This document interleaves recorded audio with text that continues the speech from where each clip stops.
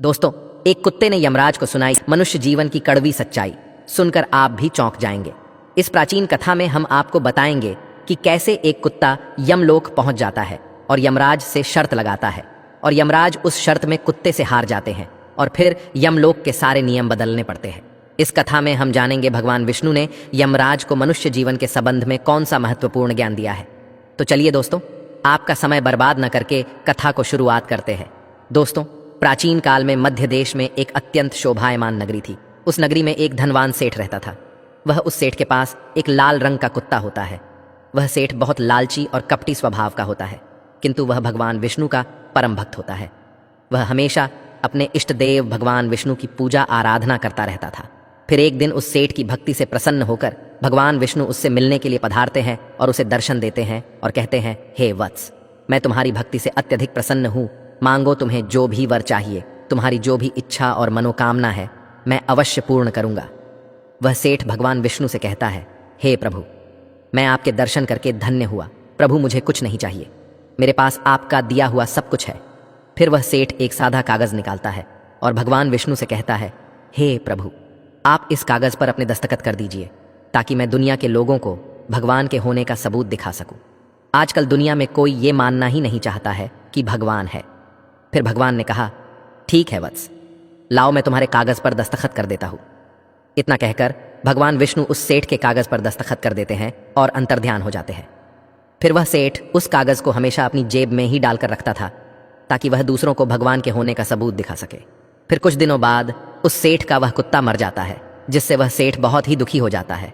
सेठ का कुत्ता मृत्यु के बाद यमलोक में जाने लगता है। फिर यमलोक पहुंचने के बाद वह कुत्ता यमराज के सामने आकर खड़ा हो जाता है।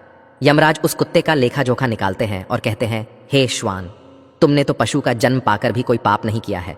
तुमने हमेशा अपने मालिक के साथ वफादारी की है, कभी किसी पशु पक्षी आदि प्राणियों को कष्ट नहीं दिया है।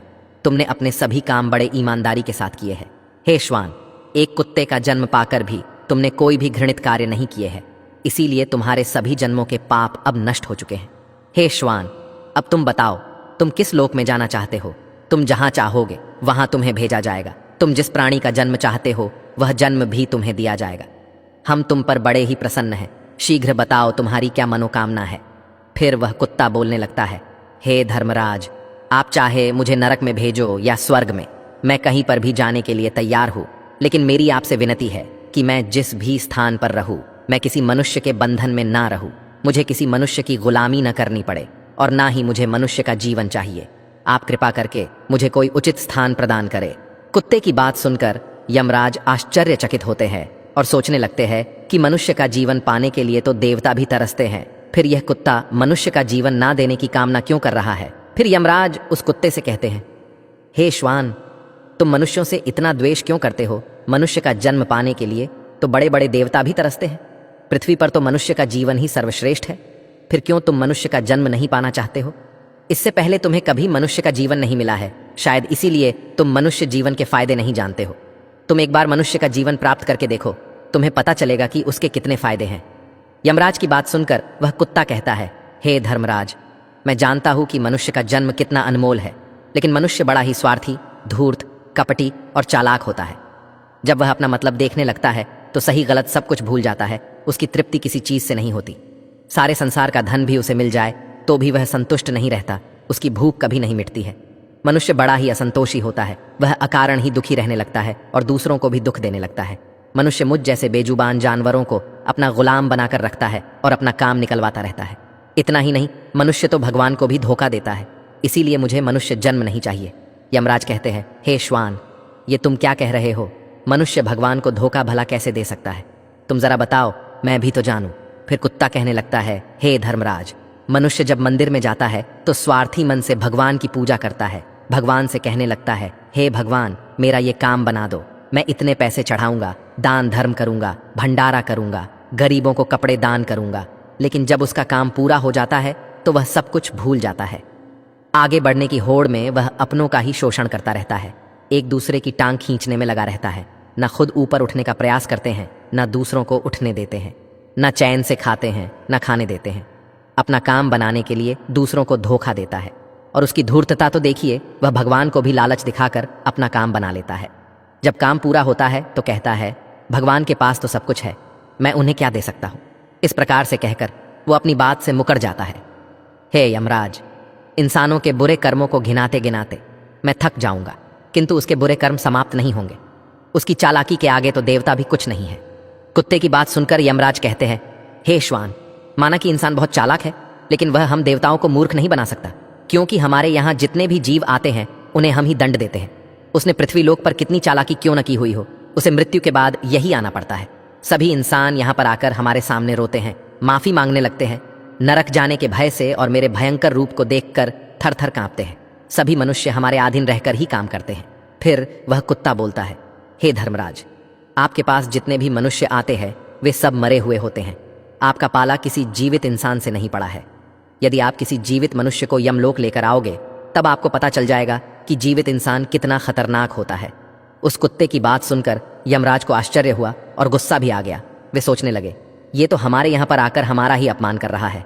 इस तुच्छ कुत्ते को दिखाना होगा हमारे सामने कोई इंसान कुछ भी नहीं है। इंसानों की चालाकी हमारे सामने नहीं चल सकती।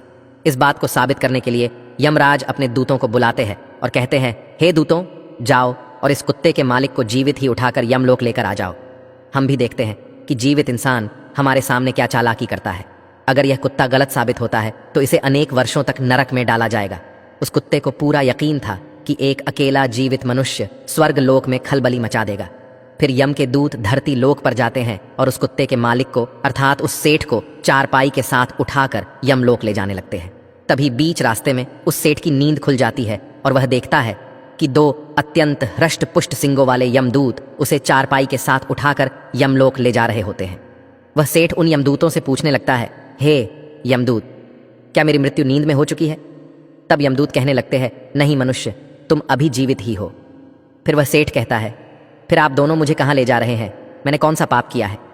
यम के दूत उस सेठ को सारी कहानी बता देते हैं और कहते हैं, तुम्हारे कुत्ते ने यमराज से कहा है कि जीवित मनुष्य बहुत चालाक होता है, इसीलिए इस बात का परीक्षण करने के लिए यमराज ने आपको जीवित ही यमलोक लाने के लिए कहा है। उस सेठ को पूरी बात समझ में आती है और वह कुछ देर तक सोचने लगता है और फिर तुरंत उसकी जेब में रखा हुआ वह कागज निकालता है जिस पर भगवान विष्णु ने दस्तखत किए हुए होते हैं। वह उस कागज पर कुछ लिख देता है और फिर से कागज को अपनी जेब में रख लेता है। यमदूत उस सेठ को लेकर यमराज के दरबार में उपस्थित हो जाते हैं।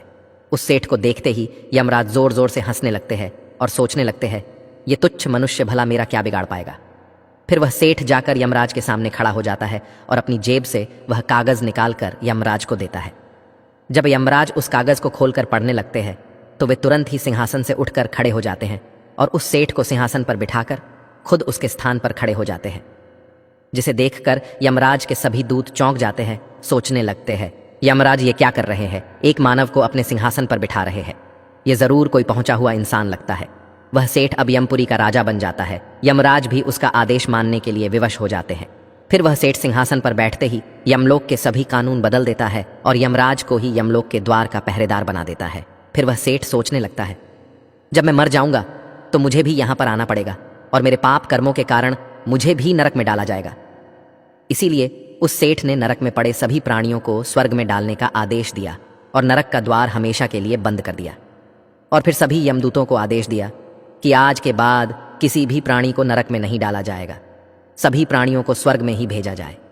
सेठ के इस आदेश को सुनकर स्वर्ग लोक में खलबली मच गई। सभी देवता हैरान हो गए, लेकिन वे कर भी क्या सकते थे। आदेश यमलोक के राजा ने दिया था, इसीलिए चुपचाप सभी उसका पालन करने लगे। स्वर्गलोक का संतुलन पूरी तरह से बिगड़ गया। धीरे धीरे स्वर्गलोक में जीवों की भीड़ बढ़ने लगी, जिनकी सेवा करके स्वर्गलोक के कर्मचारी और अप्सराएं परेशान होने लगे और सोचने लगे, इतने सारे जीवों की सेवा कैसे कर पाएंगे। उधर वह कुत्ता सोचने लगा, यमराज को जीवित मनुष्य को यमलोक में लाना कितना महंगा पड़ गया। सेठ जी ने सब कुछ बदल दिया है, आखिर ऐसा कैसे हुआ। फिर वह कुत्ता अपने सेठ के पास गया और पूछने लगा, सेठ जी, आपने ये सब कैसे किया? अब तो आप यमलोक के राजा बन गए हैं, अब मैं सारे जीवन आपका दास बनकर रहूंगा। कृपया आप मुझे बताइए कि आपने ये सब कैसे किया।